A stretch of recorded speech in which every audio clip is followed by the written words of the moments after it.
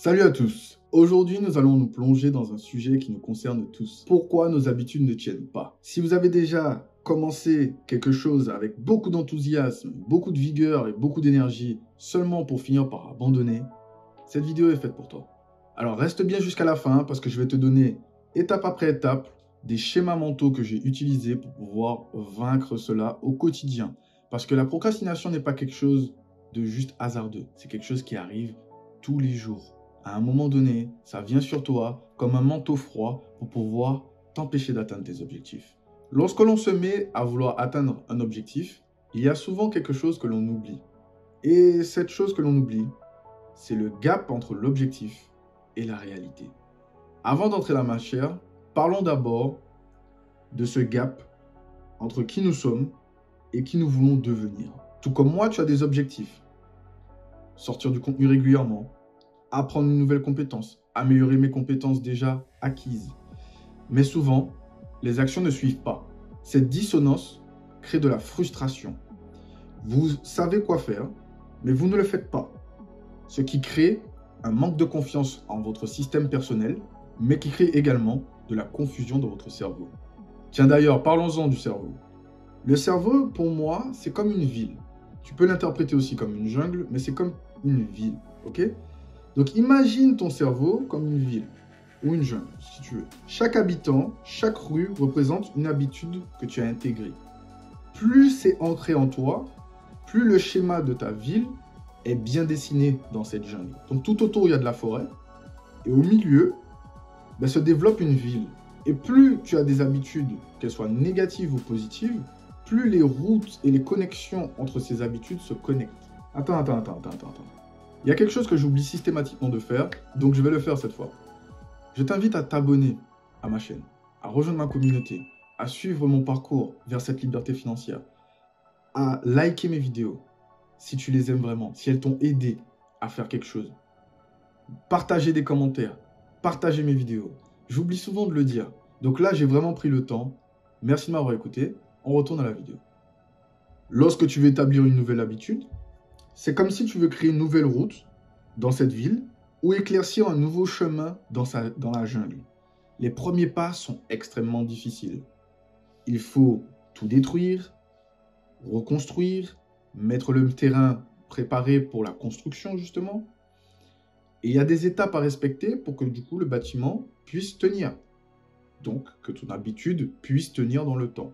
Pour cela, il va te falloir de l'énergie.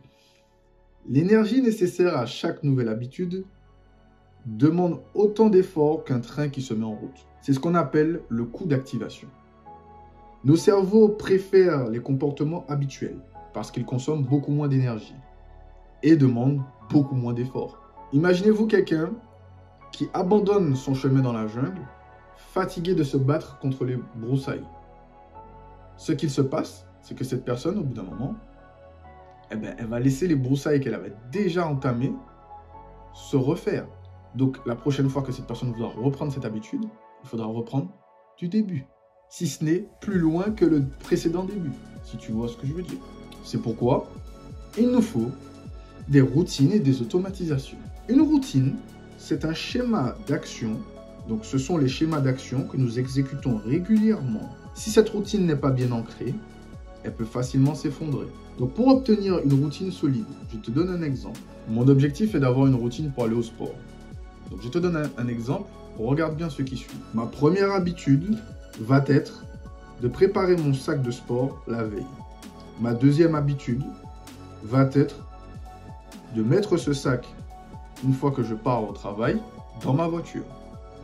Ce sac étant prêt, selon mes horaires, je sais qu'une fois que j'ai fini le travail, je peux prendre la direction de la salle qui se trouve la plus proche de chez moi, mais également la plus proche de mon travail afin que justement je puisse lier la route de mon emploi, donc ce cycle d'aller au travail, etc., rentrer à la maison, à celui d'aller à la salle. Toutes ces étapes clés créent ma routine. Et en la répétant, cela va créer de l'automatisation. Je sais quel jour je vais à la salle, donc je prépare mon sac la veille, mes chaussures, ma serviette, mes vêtements de rechange, mon gel douche, etc. Tous les petits équipements, j'y pense une seule fois la veille. Je mets tout dans le sac. Je pose le sac près de la porte. Une fois que j'ai posé ce sac, le matin, moi, je m'assure de bien prendre ce sac avec moi lorsque je quitte chez moi. Et une fois fait, je pose ce sac dans ma voiture et ensuite, je me rends à la salle, tout simplement.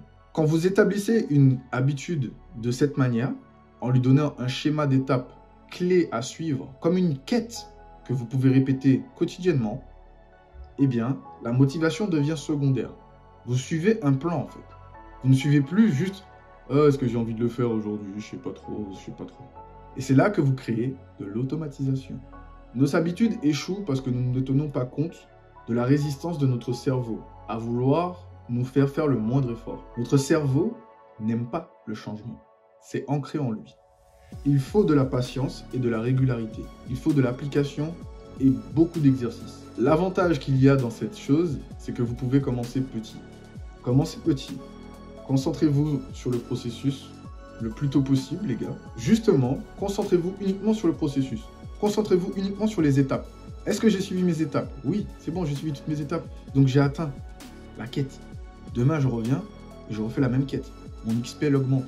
Peut-être que ça ne rapporte pas encore d'argent, mais je saurai créer une routine en suivant des étapes qui me rapportent de l'argent. Plutôt que d'attendre la motivation de démarcher les clients, si cette étape est dans ma quête, je sais que j'y arriverai. Tu vois où je veux en venir? Donc créez ces étapes et croyez au processus plutôt qu'au résultat.